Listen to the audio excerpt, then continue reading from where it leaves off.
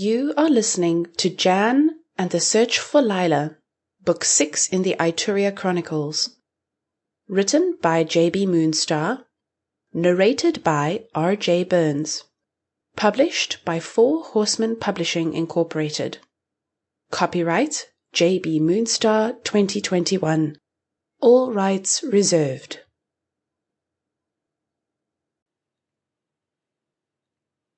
Dedication.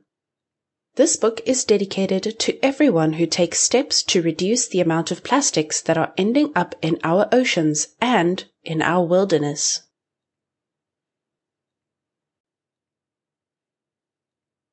Dear reader, in my continuing chronicles of the interactions between Ituria's realm and the human world, I will relate the story of a young girl who has recently become part of Ituria's alliance, determined to help animals who need assistance because of dangers created by humans. While helping with research on the Chinese crested terns, she learns of a group of deer that have been eating food wrappers discarded by humans and are very ill. With the help of her new friend Megan, she agrees to deliver the medicine that could bring them back to health. But how will they find the deer needing their help? While on this mission, they discover clues to what may have happened to the missing nymph Lilya, who disappeared hundreds of years ago. Can she locate the deer and deliver the medicine in time to save them?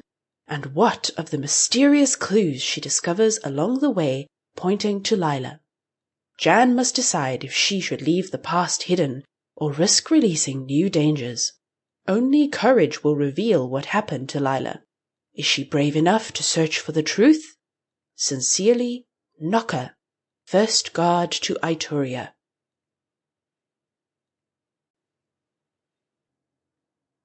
Chapter 1. A meeting is requested. Looking over the many tern nests on the rocky cliffs at Site 4, Jan was glad she was able to stay and help the researchers track and report on the latest group of chicks hatching.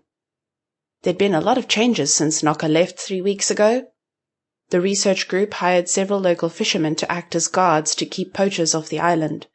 Her father had gone back home, and she was working with Mr. Russell to count the new tern chicks as they hatched.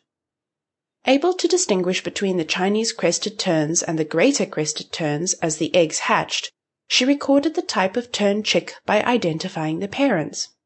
The chicks themselves were tiny bundles of tan feathers and mostly hidden from sight. Jan enjoyed taking the time to identify the chick families, as each egg that hatched belonging to the Chinese crested tern was one more step further from extinction.